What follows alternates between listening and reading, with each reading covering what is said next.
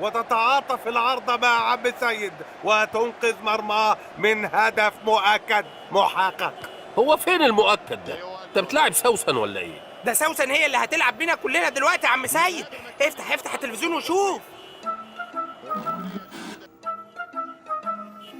كما تؤكد هيئة الأرصاد الجوية أن الإعصار سوسن أجمل من إعصار ساندي بتاع أمريكا بكتير، وخط سير الإعصار هيبقى معادي تجمع مدينة نصر تحرير، يعني مناطق كلها مولات، فاللي ليه بضاعة يستعوض ربنا فيها، واللي نشر حاجتين غسيل يا حبيبتي منك ليها الحقي لميها. يعني سوسن هتيجي محملة بضايع قد كده، موبايلات بقى وتلفزيونات وهدوم ولبس، كأنها نازلة تعمل شوبينج بالظبط. الحق اعدي على البت سعاد بنت خالتي ونروح نبص في الاعصار على الباتش الكارينا اللؤلؤي، اصل كان نفسها فيه وبتدور عليه. وانا كمان كنت عايز شرابات فوق الركبه عشان تدفي الصدر، وبوستر لمحمد صلاح. شوف يا عزوز يا ابني، انا كبرت وكنت عاوز طقم خشاف. أنا قلت هتقول إنك كبرت وعاوز طقم أسنان، كبرت وعاوز طقم كلاسين يدفيني، لكن إيه علاقة إنك كبرت بالخشاف؟ ولا ده على أساس إنك كبرت يعني وخرفت؟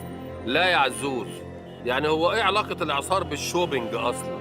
ما احنا هنروح نلم البضاعه الحيره الطايره ديت اللي بيجيبها الاعصار وهو جاي. والدنيا لما تهدى كده والجو يروق نبقى نطلع البضاعة بقى ونبيعها. احنا بس محتاجين حاجة نصطاد بيها البضاعة من الاعصار. لو على الصيد سهلة. جانا الهوى جانا ورمانا الهوى رمانا، وانا اصلي بحب الدوامه. انت حطيت طعم ايه في السنانير يا عم سيد؟ كله مطعم بجنيهات ورق. ده حليح. انت بتحاسب ميكروباص؟ دي قال لها ورقه بمدنة عشان نعرف نسحب بضاعه نظيفه. هتلاقي دلوقتي البضاعة اللي طالعة كلها صيني وتايواني، ده ان طلعت سليمة اصلا. الله الحق يا عم سيد، الصناره غامت.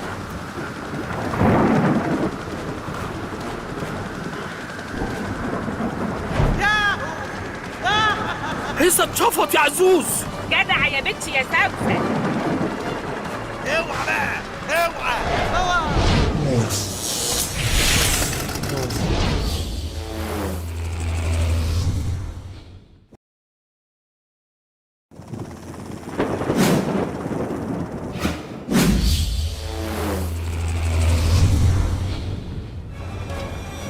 جرى ايه يا جدع؟ جاي في ايه وسافرت في ايه؟ وما ريحتش عندنا ليه؟ ما تلاقي سوسن قرفت منه قامت رميهولنا تاني. طب بصوا بس جبت ايه من الاعصار؟ بوستر محمد صلاح اللي كنت عايزه، ونضاره هاي كوبي اصل نمره 1. يا ابني انت مش كنت عاوز شرابات كورة من اللي بتدفي الصدر دي، ولا ما عرفتش تجيبها؟ ما دول جبتهم ولبستهم في رجلي على طول. يا سلام، ده الاعصار طلع حلو قوي في كل حاجه. ولا يا هيصة، الحركة اللي عملتها دي امان ولا ايه؟ اعتمد يا عم سيد ونط ما تخافش.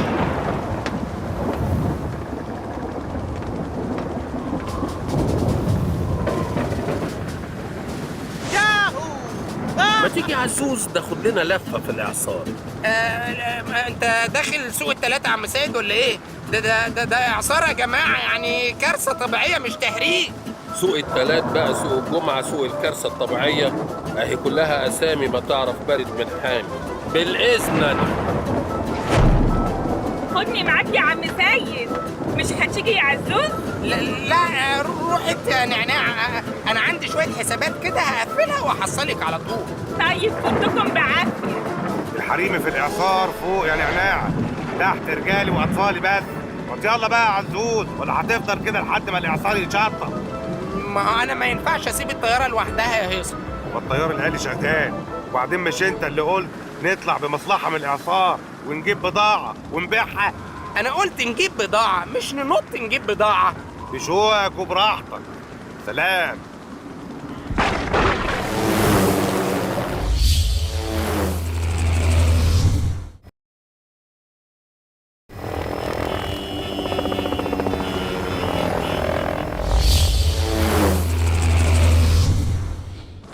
اتأخروا قوي. انا بص بقى يا عزوز، انا هنط عادي كده على فكرة، يعني هيحصل ايه يعني؟ ده الواد هيصة نط الهيصه ده يعني ايه؟ صلصار؟ ايه ده؟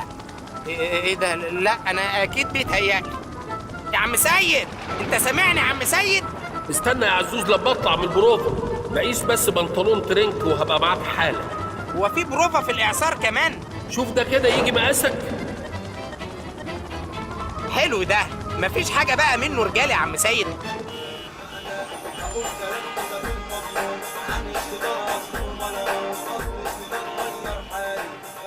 عزوزي قولي إنه هون أحلى، ده هون ولا ديك هون؟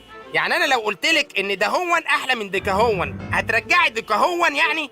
ما تقلقش، أنا معايا فاتورة ده هون وديك هون، ومن حقي أرجعهم خلال 14 يوم من تاريخ الإعصار.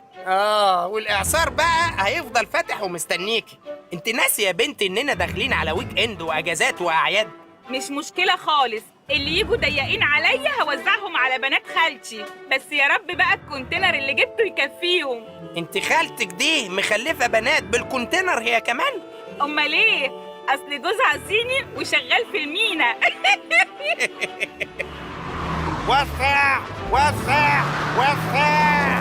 يا كان نفسي في عربيه زي دي قوي. سرقت منين العربيه الوحشه قوي دي يا هيصه؟ عيب عليك، ده انا جايبها من الاعصار. ودي جايبها تشغلها بقى ولا ايه؟ لا دي للاستخدام الشخصي والمشاوير القصيره. ده على اساس ان مشاويرك القصيره دي مهمه قوي يعني. انت يا ابني اخرك مامتك تبعتك تجيب لها كيس فول، تجيب لها ازازه زيت، تجيب لها برشام للصداع علشان تريح دماغها من زنك وهيصتك يا هيصه. عيل زنان فعلا. تصدق واحنا عند الست سوسن؟ عند مين يا اخويا؟ واحنا في اعصار سوسن يعني. الواد هيصه ده بقى يشبط في البضاعه ويقف يرفص عند كل زوبعه ويشد في الحاجه. يا تقولش واخدين معانا عيل صغير؟ ايه القرف ده؟ ولا حصل عيل حتى، ده قعد يلعب بالاسانسير لحد ما امن الاعصار مسكوه وطلعوه بره. طلع بره من هنا مسكوه واقف بينقط الضافوره الراقصه. ما بس بقى يا عم سيد، ما انت كمان مسكوك لابس 7 طبقات فوق بعض ساعة ما كنت طالع من الجمرك. ولد عيب، انا كنت بردان. انتوا ليه محسسيني انكم جايبين حاجات من المنطقه الحره؟ توك توك موديل السنه، معلق نمر منطقه حره. قرب يا استاذ، قرب يا مدام، عربية موديل السنة اللي بعد الجاية. شنطه جلد نمر، محفظه جلد اسد. الأسد ملك الغابة. مدرسة الاسود فاتن الحلو. عقد بيع سلسلة محلات الحلو للرز بلبن. رز بلبن بالايس كريم. بس انتوا ايه؟ انتوا بتقولوا اي كلام على فكره. الرز بلبن بالايس وبتقولها بثقه قوي زي ما تكون بتقول الباسورد بتاع الطياره مثلا. انت حاقد علينا يا عزوز عشان ما جيتش بضعت معانا. ياه، فاتك البلاك فرايدي يا عزوز يا ابني. كان حته بلاك فرايدي. ما هو كان خايف ينط الخواف. لا خايف ايه؟ لا طبعا، انا عامل حسابي على اعصار تاني خالص، كله حاجات رجالي بس، مش اعصار سوسن، اسمه اعصار سيد الخشي. شوف يا عزوز يا ابني، هو الاسم ما يطمنش.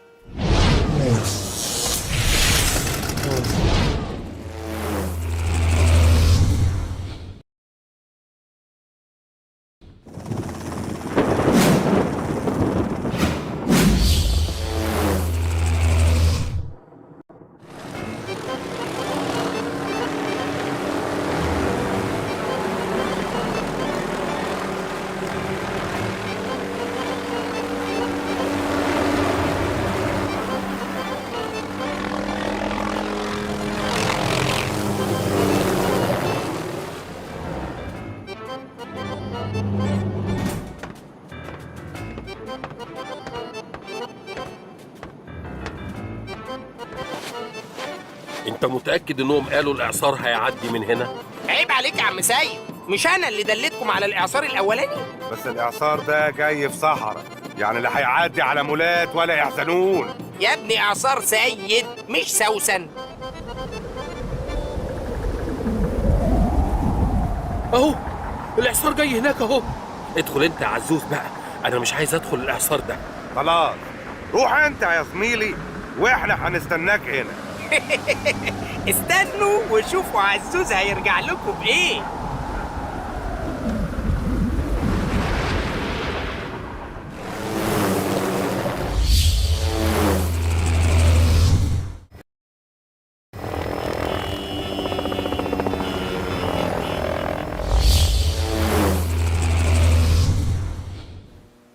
اللي هو عزوز اتأخر ولا أنا بيتهيألي؟ تلاقي ابن الذين هيرجع بحاجات كتيرة قوي.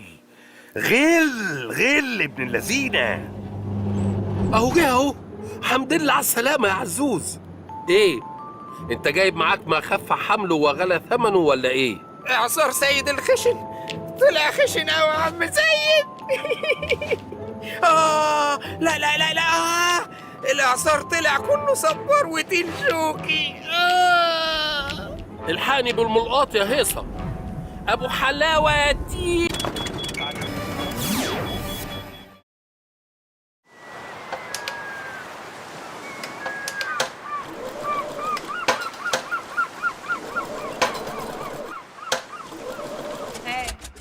حد رد؟ سامع حاجة؟ فيه صوت؟ فيه أمل؟ رد عليا يا كابتن. مش قعدت تقولي انا سترونج اندبندنت وومن؟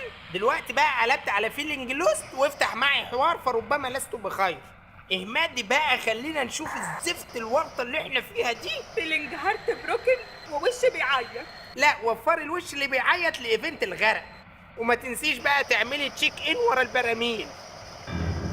زي ما توقعت الفريرة زي الفل، ما فيهاش كلمة، استعمال طبيب. احنا جايين نفصلها يا عم سيد، ولما هي زي الفل وقفت بينا ليه في عرض البحر؟ شوف يا عزوز يا ابني، واضح ان الفريرة قطعت بنزين. نعم، قطعت بنزين ازاي؟ هو انا مش اديتك فلوس علشان تفول قبل ما نطلع؟ ايوه، طب ما انا ايه ده؟ انت كان قصدك افول التانك؟ انا افتكرتك قصدك افول يعني اجيب سندوتشات فول، يعني احنا بنقولها كده. سندوتشات فول ب 500 جنيه؟ مش الزاد والزوادة في طريق السفر؟ زاد وزوادة ب 500 جنيه يا عم سيد؟ لا، الزاد ب50، الزوادة هي اللي حراقة حبتين، قطعت لها 430. هتقولوا بقى 20 اديتها للواد اللي كان بيعمل السندوتشات بقشيش، ولا ما ادلوش؟ يعني ايه؟ هنبات هنا في عرض البحر؟ انتوا عارفين ده معناه ايه؟ ايوه طبعا، معناه للأسف إن المسلسل الهندي هيفوتني، دي الحلقة الأخيرة. يا رب صبرني يا رب على ما بلتني.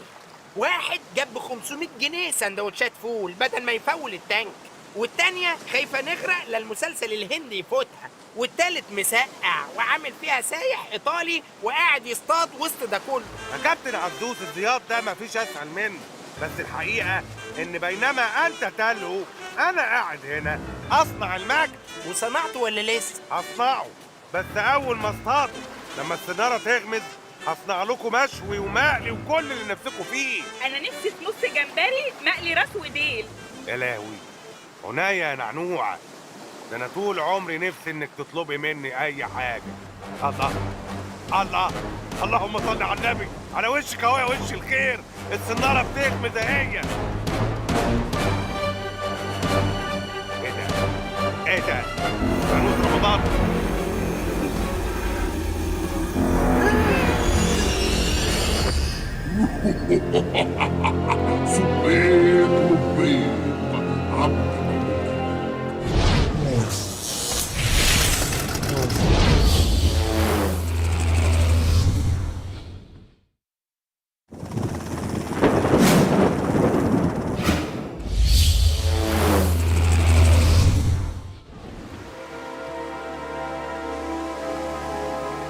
يعني معلش برضه، يعني حضرتك مين؟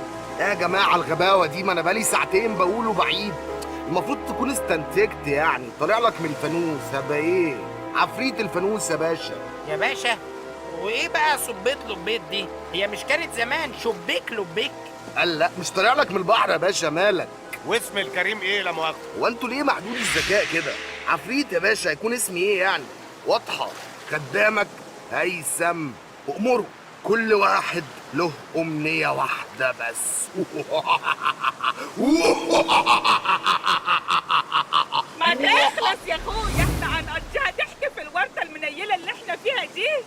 انت يعني عاوز تقول انت فعلا تقدر تحقق لنا اي امنية نطلبها؟ والله العظيم هقفش وارجع الفانوس تاني. ايه يا اخوانا الهري ده؟ دي انت شغلانة اي عفريت في الدنيا انه يحقق اماني. امال انا بقول امر ايه؟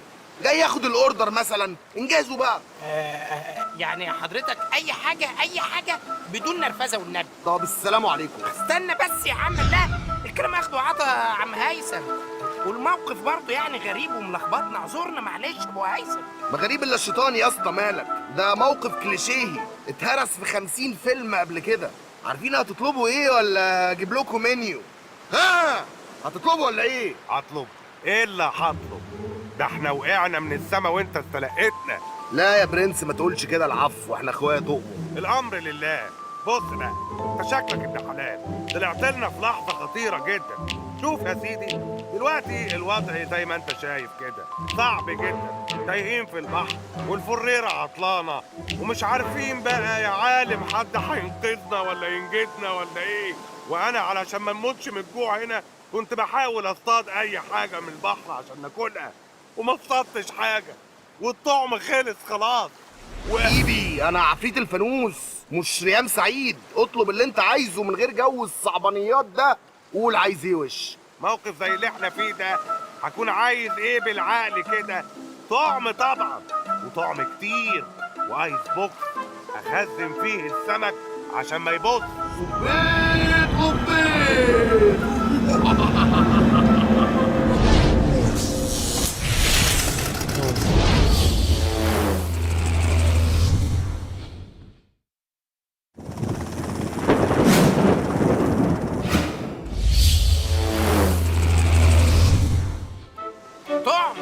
طعم يا غبي، هي دي امنيتك يا هيصه؟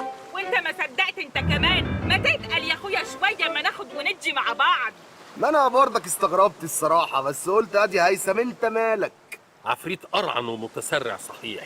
طب هو واد غبي واهبل ومش عارف هو بيقول ايه. انت مش تعقل الكلام كده؟ انت صغير. مين ده اللي مش عارف بيقول ايه؟ ما تحاسب على كلامك يا عم سيد. وغبي واهبل عادي بالنسبه لك يعدوا؟ اتفضل يا سيدي، ده ما تاخدش على كلامه. يقول لك طعم تردم لنا الفريره طعم، يقول لك يا عم مثال توضيحي. يعني لو قلت لك دلوقتي الحقنا احنا هنغرق وعاوزين عوامات بطه، هتجيب لنا عوامات؟ اطلب بيت.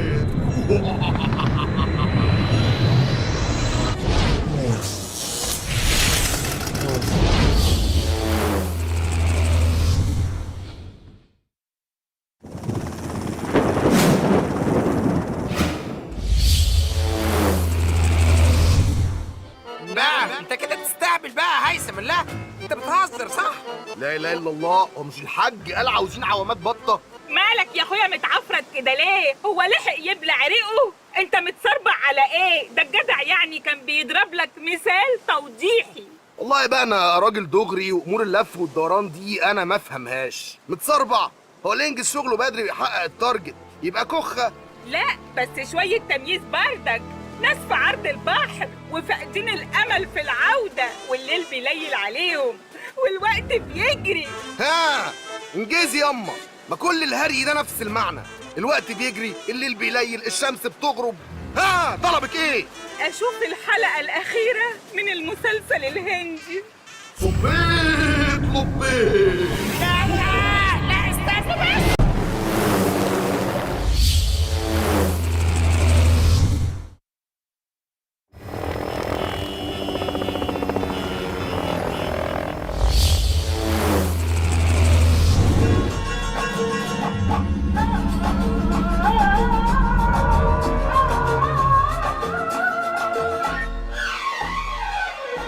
ها شاشة LCD فلات آخر موديل، فشر السيما الصيفي. الله يخرب بيتك يا نعناع، مسلسل هندي واحنا بنغرق؟ ده الطعم والعوامه البطه كانوا ارحم، ده حتى المسلسل الهندي ده خطر على حياتنا اكتر من الغرق، يعني هنتشل قبل ما نغرق علشان ما نعرفش نضبش كلابي حتى. لايف از شورت يا كابتن، والمثل الانجليزي بيقول لك ايه؟ ايه بيقول ايه المثل الانجليزي؟ بيقول لك if you can't resist enjoy. ما احنا بنحاول نرزيست اهو، طلع لنا عفريت يحقق لكل واحد فينا امنيه، مش نقفش فيه بقى. تقفش يمين يابا، ليه الغلط بس؟ وانا غلطت فيك دلوقتي؟ طه يا عم لا، مش وقت غباء بقى دلوقتي ولا ذوق تفاهم خالص يا هيثم. لا مش فاضل غير الامنيه بتاعتي، وعايزين نركز وحات ابوك. لا انا امشي بقى، انا اصلا مش جاي اتهزق يا اخوانا، انا جاي احقق لكم اماني يا يعني. عم اصبر بقى. الله، انت كنت بتبقشش علينا يعني؟ ما دي شغلتك. مش ده نظير اننا حررناك من فانوسك؟ مش ده ام الفانوس وانت ام العفريت؟ يبقى تنفذ ام الامنيات من غير برطمه بقى. ام العفريت لحد هنا يا اسطى، وانا اسف. يا اسطى ايه بس؟ عفريت من الحرفيين ده. لما توصل لسيره الام يبقى مات الكلام. اتفضل قول امنيتك عشان اقفل الشيك واتكل على الله. يا اخي روح بقى. الله، ده انت سوحتنا. يعني متسرع وبتفهم غلط وقفش. يا اخي ده انا نفسي اشوف لك حسنه واحده بس كده صبيت لبيك.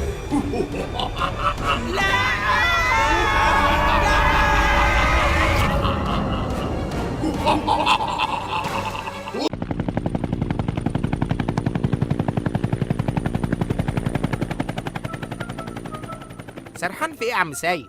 في الدنيا وبلاويها يا كابتن عزوز يا ابني. روق كده يا عم سيد. هيصة ما يقصدش انك حرامي، هو بس بيسأل علشان ما كانش لاقي التليفون بتاعه، فطبيعي يعني انك تسرقه.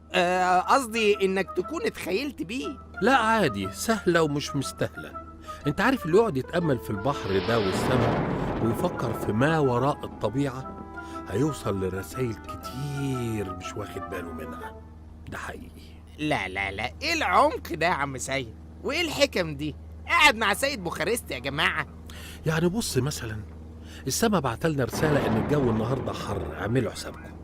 والبحر عمال يلف ويدور دوامات، ده معناه إن خد بالك البحر غدار. دي كلها مسج.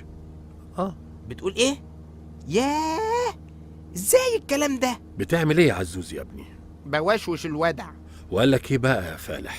قال لي يا عم سيد ده برميل كذب. هات الودع ده أكسره، هات بقول لك، بلاش قلة أدب. ايه ده بس كده؟ هتعمل مخك من مخه، ده عيل صغير. ارجع البلد يا محمد، عمك بيقولك علشان لقى آثار وتماثيل وكيسين سكر. في حاجة يا عزوز؟ لا يا عم سيد، ده بيقول لي نزل كل تون ساند الجديد. الرسالة دي بجد ولا اشتغالة يا كابتن عزوز؟ مخبي إيه يا عزوز على الموبايل؟ شكلك وقعت واقف يا محظوظ. ماشي يا عم، براحتك يا ابو كمان. انا ستر وغطا برضه. طب اروح لعمي ولا بلغ عنه؟ لا لا لا، انا مش فاهمك يا عزوز خالص. سلام.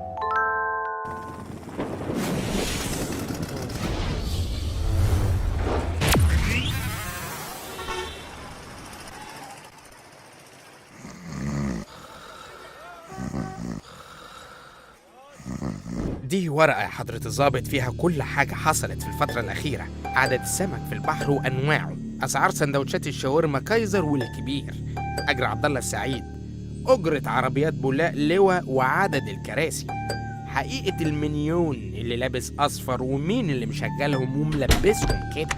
كل ده معاك في الورقة، والورقة وش وظهر، خد بالك. إيه ده؟ هيصة؟ مفاجأة غريبة. ما تفهمنيش غلط يا هيصة، ده الواد جو ابن خالتي. أرجوك فهمني، ما تظلمنيش ما تظلمنيش، شايف دموعي. دموع في عيون وكحة. سلم نفسك يا كابتن. غفر العمدة محوطين المكان. أقصد يعني غفر السواحل محوطين المكان. حاسب يا هيصة. لا لا، عزوز، كابتن عزوز، لا. يا ساتر يا رب، يا ساتر يا رب. ايه ده؟ ايه الحلم ده؟ ولا ده مش حلم، ده كابوس. كابوس، اعوذ بالله، اعوذ بالله من الشيطان الرجيم.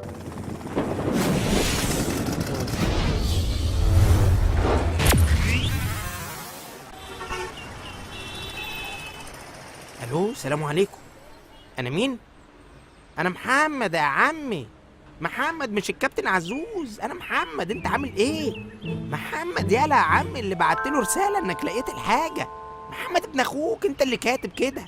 جالكم كلامي؟ يعني كمان طلع اسمه محمد وبيشتغلنا؟ يبقى الحلم بتاع امبارح حقيقه. يا خسارة يا عزوز، قصدي يا محمود. يوه محمد.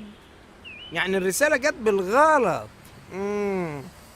بقول لك ايه، انا ماليش دعوه فيها لا فيها يا عم. ماشي اتفقنا، الساعه 3 بالظبط هنتقابل عند محطه الرمل الكتير قوي. مع السلامة يالا يا عمي واوعى رجلك تخرس في الرملة. على فين يا عزوز بيه؟ ايه ده؟ انتوا هنا من امتى؟ من ساعة ما كان اسمك محمد. فيها ينبلغ ونخفيها. خلاص ماشي، بس اسمعوا الكلام علشان دي عالم خطر قوي. عايزين واحد مخلص زي حالاتي. اللي انت شايفه غلط نعمله يا كابتن محمد.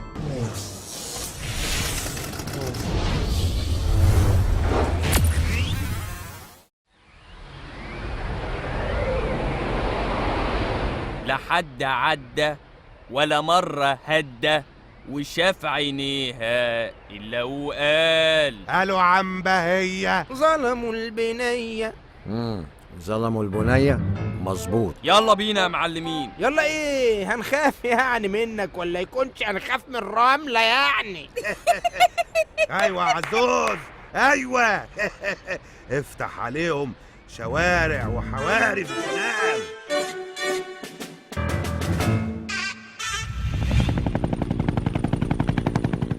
احنا بقالنا ساعة ماشيين، انا مش سايق 4x4 دي ماشية بالبركة كده. المفروض نلاقي علامة مميزة. في علامة جمجمة هناك، يمكن هي دي. قرب منها كده يا عزوز. الفريرة بتغرق، الرمال دي باين عليها رمال متحركة. قصدك ايه بالكلام ده؟ ما توترناش. ايه ده؟ قصدك متحركة اللي هي بتموت الناس؟ ايوه. يا نهار اسود، هنعمل ايه يا كابتن عزاز؟ وانا ايش عرفني انا خايفة قوي. طب يلا ننط ولا ايه؟ هو حمام سباحة؟ ما لو نطينا هنغرق. بس يا جدعان، يا ريت ما نتكلمش كتير عشان الاكسجين ما يخلصش. اكسجين ايه اللي يخلص؟ احنا واقفين في الطل يا عم سعيد. معلش يا ابني، بحاول افتكر كل التعليمات اللي سمعتها في حياتي في مواقف الطوارئ دي. أنا شايف إن حد ينزل يتأكد وإحنا نمسك. فكرة هايلة قوي، ربنا معاك يا معلم، احنا هنمسكها كويس ما تقلقش. إيه ده؟ أنا مالي؟ أنا بقول أي حد، ما قلتش أنا.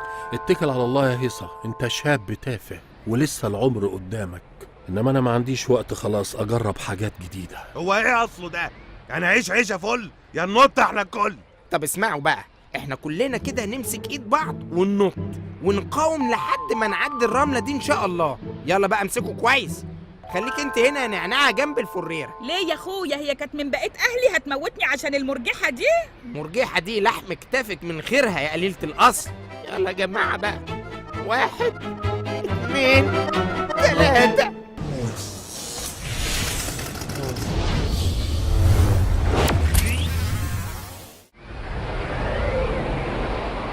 يا رب لو كان اللي بيحصل ده بسبب البنزين اللي كنت باخده من الفريرة واروح ابيعه للعيال بتاعت التكاتك، فسامحني مش هعمل كده تاني.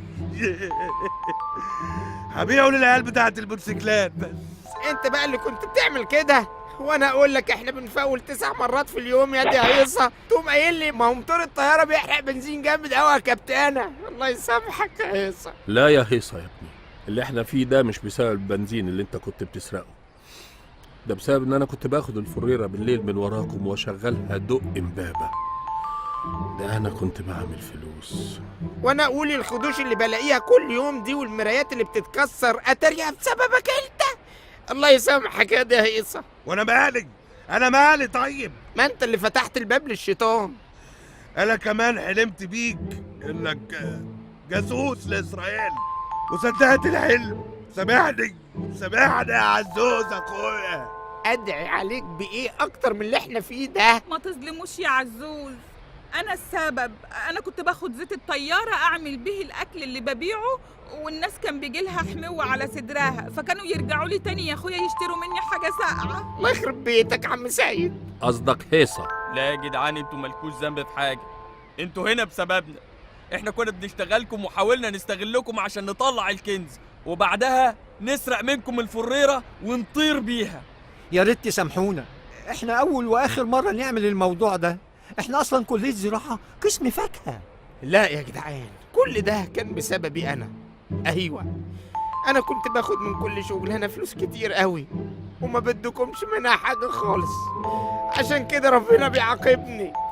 يا رب يا رب يا رب. الله، ايه ده؟ انتوا بتعملوا ايه عندكم؟ خلينا يا ابني نموت في هدوء. خليك بعيد لا تغرق معانا وشوف لنا حد يطلعنا، الله يبارك لك.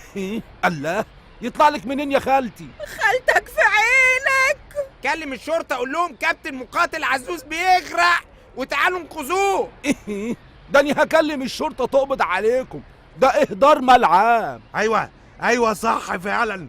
كلم البوليس وهاتهم، وان شاء الله تقول لهم اللي احنا مجرمين سفاحين قتله. هاتهم ابوس ايدك، بس المهم يطلعونا من الرمال المتحركه ديت. رمال متحركة ايه؟ انتوا مجانين؟ هي فعلا ما بتتحركش بقالها حبة. هي شكلها بتتحرك الصبح بس وتريح بالليل. هي لا بتتحرك الصبح ولا بالليل، ولا هتتحرك اصلا غير لما نشيلها احنا ونحركها. معلش بس يعني انا مش فاهمه حاجه، هو انت بتقول ايه؟ وبعدين هو انتوا مين؟ انتوا جن ولا ايه؟ ولا جن ولا حاجة، ده مشروع حفر مترو الأنفال خط الرابع، واحنا شغالين هنا، ودي الرملة اللي نقلناها من مكان الحفر وهنردم بيها تاني لما نخلص. وانتوا بقى كنتوا بتسرقوني وتضحكوا عليا، ها؟ ده على اساس ان انت ما كنتش بتضحك علينا وتستقرضنا. الحمد لله يا رب، اتعلمت الدرس.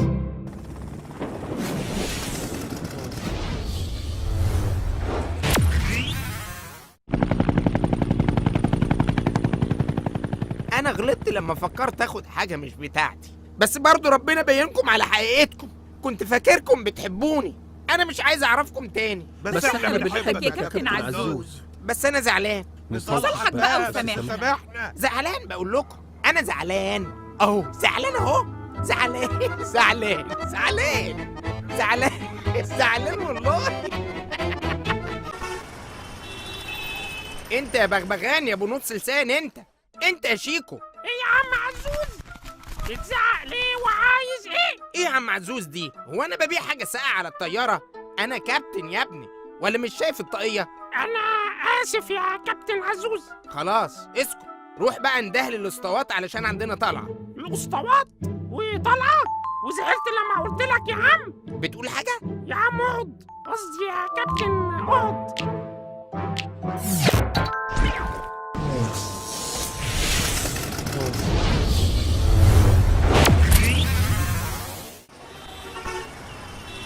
بصوا بقى يا جدعان، الشغل شغل والمزيكا موسيقى والكورة جواه. والدنيا فانيه. ويا ناس يا شر كفايه قر. إيه يا كابتن عزوز اللي بتقوله ده؟ اصل الصراحه بحب الحاجات التافهه دي قوي.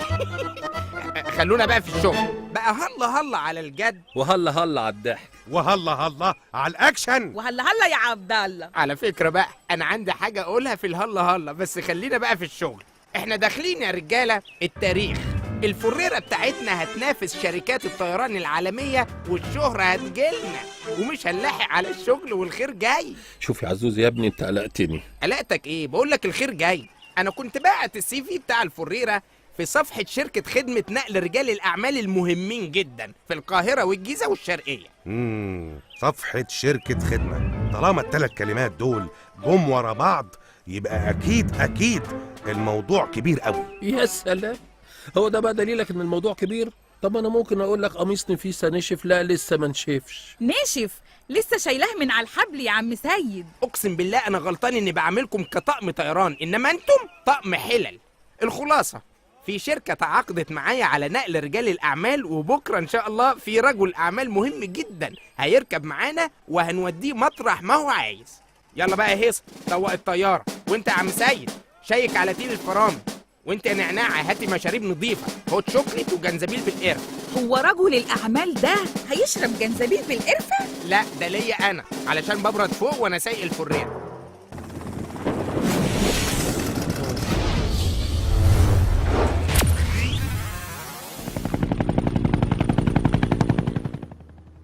قابل وقعد يا عم سيد. اتفضل يا باشا، اتفضل. احسن كرسي في الطياره جنب الشباك عدل. شكرا جدا، فلنتحرك سريعا، ليس لدي وقت. 5 وحنطير سعادتك، والله فريرة.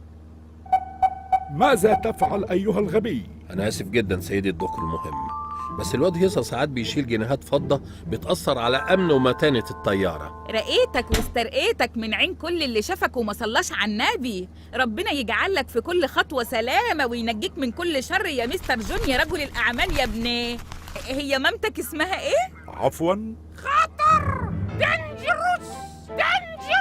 بس يا شيكو يا غبي بطل رغي بقى، وانتوا بطلوا بقى هتفضحونا. اطلعوا بره، يلا اقعدوا في الكابينه. اقعد على الدركسيون يا هيصه لحد ما اجي. انا اسف يا باشا على اللي حصل. لا شيء، حصل خير. معاك كابتن عزوز صاحب الفريرة ومديرها، وأول واحد يطير من القاهرة لإسكندرية، تخيل، في 7 ساعات.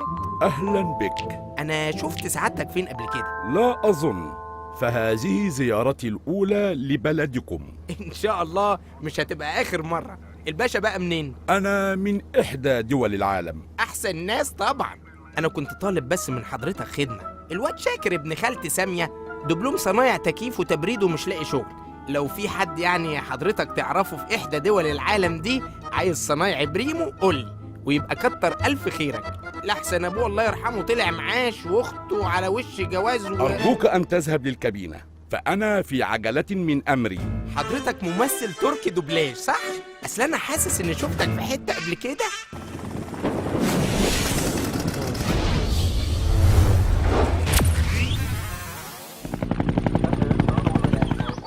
وسعي كده يا بت، انت لحوست الازاز. في حد يمسح ازاز طياره بورق جرايد؟ هي ميكروباص. هاتي الورقه دي ارميها. ايه ده؟ انا شفت الراجل ده فين قبل كده؟ وريني كده. مش ده بتاع فيلم هاني بوتر؟ قصدك هادي بوتر. شادي بوتر. فادي بوتر. شادي ده اسم الشخصيه اللي بيعملها. هاتي بوتر كده، قصدي هاتي كده. ايه ده؟ دي صوره الراجل اللي قاعد بره. يبقى هو ممثل فعلا بس متواضع جدا. ايه ده؟ ده مكتوب البحث عن القاتل المحترف. خطر دينجروس. ده تلاقيه اسم فيلمه الجديد. ما شاء الله. ايه ده؟ لا ده مجرم حقيقي. مكتوب هنا اهو انه ارتكب جرائم اغتيال لشخصيات مهمة، وانهم مأمنين كل مداخل مصر لانه وصلت معلومات انه هينفذ عملية في مصر قريب. يا نهار مش فايت، واحنا جبناه بنفسنا لحد هنا. قال وانا ببخره. وايه العمل دلوقتي؟ انتوا لسه هتسألوا ايه العمل؟ دي مسألة وطنية. عندك حق يا عم سيد. اعمل لنا دور قهوة يا نعناع علشان نفكر برواق. انت لسه هتفكر؟ خطر دينجروس. شيكو، طير انت لحد البوليس وبلغهم باللي حصل. ايوه، وقول لهم ما تخافوش، مصر في ايد امينة، وشوف كده هيدفعوا كام مكافأة للحوار ده. ما انا عمال اقول خطر دينجروس ومحدش عبرني. احنا هنشم على ظهر ايدينا يا شيكو. طب ما تقول قاتل محترف قاتل محترف قاتل محترف. احنا سلو عيلتنا كده. جدي قال اما تشوف الشر نقول خطر دينجروس. خلاص بطل رغي لا تضحك. يلا طير انت، وانتوا اسمعوا الخطة بتاعتي دي كويس قوي.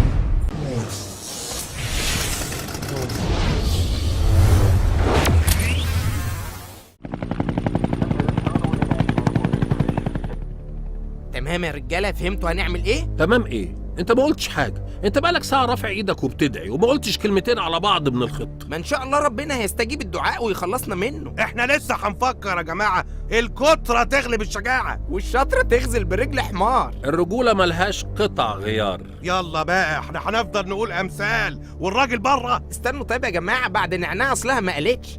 ها قول يا نعناع. خد الأصيلة ولو على الحصيرة. توقفوا بالطائرة الآن هنا. الحقوا، ده عايزنا نقف. سيبوني بقى انا عليه هقوم به لوحدي. ايه اللي في ايدك ده يا مستر جون؟ الحقوني.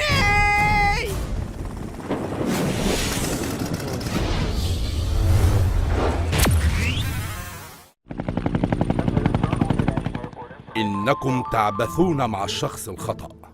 التزموا الصمت إذا كنتم ترغبوا في البقاء أحياء. حقا غريب في بلاد غريبة، طبيب في بلاد جريحة، وائل في زمن الأوائل، هادي في منطقة المعادي. ما هو لو على الكلام مش هتسد معانا، احنا لساننا مترين حضرتك.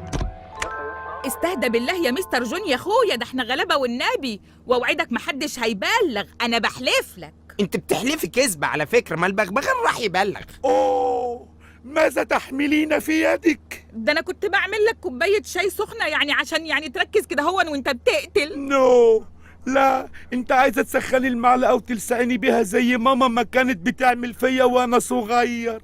ارجوك بليز نو. لا يا حبيبي، انا يطلع مني كده، ما تخافش. وبعدين ايه همك دي؟ ها يعني هو انا قد امك بردك؟ قصدي يعني مامتك. يا مستر جون، يعني ده انا زي اختك الصغيره.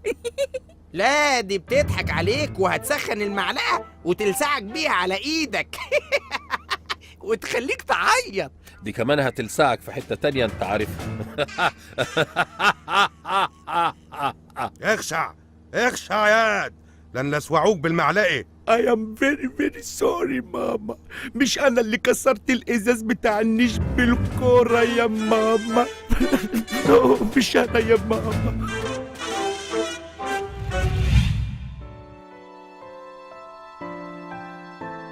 كابتن عزوز، الفريرة على استعداد تام لجميع المناسبات والحفلات والرحلات وأعياد الميلاد وأحيانا السفريات. يعني أنت ظابط في اسم امبابة وعايزني أنا أقف جنبك، يبقى هكلم لك خالي عمدة البنك الزراعي ينقلك الرحاب أو التجمع. ما انت لو تسكت 5 دقايق على بعض وتسمعني هتفهم انا عايز منك ايه. اتفضل يا باشا، اديني سكت اهو. في مهرب اثار كبير وقاتل محترف قاعد في بيت في امبابة ومش عارف امسكه. مش مكسوف من نفسك والنبي وانت ظابط كده ومعاك مسدس حقيقي وتقول لي مكسوف اقبض عليه ولا مش عارف امسكه ازاي؟ يا غبي افهم، المجرم ده عرفنا كلنا في الاسم، من اكبر واحد لاصغر واحد. فاي حد فينا بيقرب من المنطقة الرجالة بتوعه بيبلغوا فبيخبي الاثار والاسلحة ومش بنمسك عليه اي دليل. انا عايزك انت تقوم بالمهمة دي. فهمت. انت عايز تستغل اني انا طيار واودي له بيتزا سجق وسط واقبض عليه. انا اسف يا باشا، انا طيار جوي مش ارضي. هتشل والله هتشل. اهدى طيب، انا اسف يا سيدي، انا اسف. هو كلمك وحجز الفريرة للتمويه علشان يسافر بيها مشوار يظبط فيه شغلانة واداك عربون. ايه بقى ده، عايز تقاسمني في رزقي ورزق الفريرة؟ افهم بس، انت تفهمه انك تاجر اثار وانتيكات فهيفرجك على البضاعة اللي عنده وساعتها نقبض عليه متلبس. انا اخترتك انت علشان هو جاي لك لحد عندك هنا في الفريرة بتاعتك. عايزك بقى انت ورجالتك تفهموه ان انت شخصية مهمة، تاجر كبير. بس ده موضوع خطر ويخوف. ما تخافش، انا هدربك على كل حاجة قبل ما تقوم بالمهمة. ماشي يا باشا، وانا ما اقدرش ارفض ابدا خدمة الوطن، بس يا ريت بقى تشيلوا لي المخالفات اللي على الفريرة. انا اتلقطت 40 مرة رادار في يومين. حاضر من عينيا. اهم حاجة الموضوع ده يفضل سر بينا، حتى رجالتك ما يعرفوش غير وانتوا رايحين المهمة. اتفقنا؟ سرك في بير يا باشا، اتكل انت بس على الله قبل ما حد يشوفك وتبوظ المهمة بسبب صوتك العالي ده. اشوفك بالليل، يلا سلام. مع الف سلام. وصل حضرة الضابط يا هيصة لحد بره. فوضت امري ليك يا رب. مين اللي كان قاعد معاك ده؟ ده الضابط ايمن بتاع اسم امبابة، عايزني في مهمة سرية عشان البهوات مش عارفين يمسكوا تاجر اثار فطالبين مني اساعدهم. اصيل يا كابتن عزاز. بس يا نعناع هتفضحينا. ألا دي مهمة سرية، وزعي حاجة ساقعة على الناس من غير ما تقولي السبب ايه، خليهم متشوقين كده لحد ما نقبض على الراجل ده. اللي هيقوم بالمهمة مين؟ عزوزة الجميلة، اللي هو انا، اللي لابسة طاقية وايه؟ طاقية وببرونة. انا نطي نطة يا عزوزة. هي هي هي هي هي. انتوا بتهببوا ايه؟ الله يخرب بيوتكم يا ابني. هو انا فهمتك انك طالع رحلة؟ معلش يا باشا، زمايلي فرحانين وبيحتفلوا بيا. زمايلك ايه؟ هو انا مش منبه عليك ما تقولش لحد؟ ما هم سيد ونعناع وهيصة بس اللي عرفوا. دول بس اللي عرفوا؟ ده انا كان ناقص اسمعها في شريط حمائي. ركز علشان هتتصل بالراجل ده دلوقتي تاخد منه ميعاد لبكره. ما بيردش يا باشا، شكله نايم او في الحمام. الو، مهرب الاثار معايا يا غبي. المعلم رمسيس معايا. انا عزوز من طرف ايمن الضابط بتاع. بتقول ايه؟ معاك عزوز، ما سمعتش عني ولا ايه؟ لا مش واخد بالي. لا ابقى خد بالك بعد كده. حضرتك حاجز عندي رحلة على الفريرة، معاك عزوز أكبر تاجر لعب أطفال في مصر. هموت، هيموتني. ايوه خير، عايز ايه؟ خير عايز ايه؟ ما تتكلم كلام معلمين كبار يا معلم رمسيس. أنا عرفت إن عندك بضاعة جديدة وزبونها عندي والفلوس كاش. حلوة الدخلة دي حضرة الظابط؟ يا سيدي أيوة حلو، كمل. أنت مالك بتعاملني كأني أهبل كده ليه؟ لا ايوه يا معلم، اقابلك بكره لو انا فاضي يعني على الفريره. هستناك انت والبضاعه، وعلى الله تتاخر. يلا من غير سلام. شفت بقى، شفت قفشت عليه ازاي؟ احسنت يا عزوز يا ابني، ده انا نفسي نسيت انك عزوز وصدقت الشخصيه اللي انت قمت بيها دلوقتي. موهوب يا ابني من يومك. انتوا بتعملوا ايه؟ هو كان بيكلم حبيبته؟ ده مجرم خطير، ولو ما سمعتوش الكلام حياتكم هتبقى في خطر. لا يبقى بلاها المهمه دي. لا يا الظابط، شوف لك ناس تانية، العمر مش بعتها. طب وبلدنا اللي سرقها الراجل ده؟ احنا معاك يا باشا، تمام. بس يا باشا الموضوع ده هيتكلف، والفريره بتاكل بنزين يعني كتير. ما الراجل هيجيلك لحد عندك وحاجز الفريره. بنزين ايه؟ افرض طلب يتفسح، دخلنا في مطارده ولا حاجه، محدش ضامن. بلدنا اللي هتدفع لك اللي انت عايزه يا عزوز. لا يا باشا، العمليه دي كلها من جيبي، مصر اولى بفلوسها. اصيل يا عزوز. خد خلي القلم ده معاك علشان يصور كل حاجه بتحصل. هستأذنك بس اخد القلم ده بعد العمليه. تاخد ايه؟ ده عهده. تعالى معايا علشان افهمك هتعمل ايه.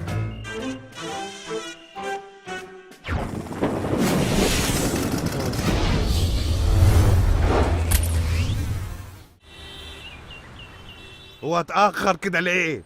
اهو جاي هناك اهو. طب يلا استعدوا بسرعه. انطق كلمة السر. محدش قال لي كلمة سر. انت كده صح. مين ده؟ اقتلوه! اهدى بس يا سيادة رئيس العصابة، أنا المعلم رمسيس اللي كلمتك امبارح. لا مؤاخذة. اتفضل اقعد. أنا جبت لك البضاعة. لا ده احنا كده بقى نتفرج. ده تمثال أمن حطب الثامن. التمثال ده في شنك. هو إيه ده اللي في شنك؟ لا انا كنت بختبرك بس، انا ماليش في التماثيل. بحسب شيك قوي القلم ده، أنتيكة. لا وبيصور كمان، ما يغلاش عليك يا ابو المعاليم. اتفضل هدية تعارف. متشكر قوي يا سيادة رئيس العصابة. معاك ايه تاني غير التمثال ده يا معلم؟ أنا معايا مقبرة رومانية لسه مطلعينها، تلزمك؟ طبعا، بس خلينا في محوطب الأول اللي انت جايبه ده، وبعد كده نشوف المقبرة دي. اتفضل ادخل يا حضرة الضابط أيمن يا بتاع اسم امبابة. سلم نفسك يا معلم رمسيس، المكان كله محاصر. قوي يا باشا. بقى كده يا سيادة رئيس العصابة؟ أنا مش رئيس العصابة، أنا الكابتن عزوز. نقبكم طلع على شونة، التمثال ده في شنك. بتتكلم جد ولا بتهزر يا معلم؟ أهزر معاك ليه؟ عن إذنك يا حضرة الضابط المهم. ضيعتنا بغبائك. أنا مالي، هو أنا زي حواس هفهم في الآثار؟ هات القلم بتاعنا. ما أنا اديته للمعلم رمسيس هدية. اديته لمين؟ يعني القلم معاه؟ يا غبي ده عهدة. برافو عليك يا عزوز يا ابني، كده هنسمعه ونشوفه ونعرف مكان المقبرة اللي قال عليها. ما أنا لما لقيت التمثال بقى بيلق كده في إيدي شكيت، وقلت لازم أعمل بلان بي. برافو يا عزوز، أحييك. فكرة حلوة إنك سبت له القلم. القلم دلوقتي مع رمسيس. إيه؟ متابعينه؟ البضاعة الأصلية بره في العربية؟ سجلوا له وتابعوا كل حاجة بتحصل. طب يلا قبضوا عليه بسرعة. أشكرك يا عزوز، أشكركم يا رجالة، بلدنا بتحبك يا عزوز. اللي نجح في المهمة مين؟ عزوزة جميلة. نطي نطة يا عزوزة. هي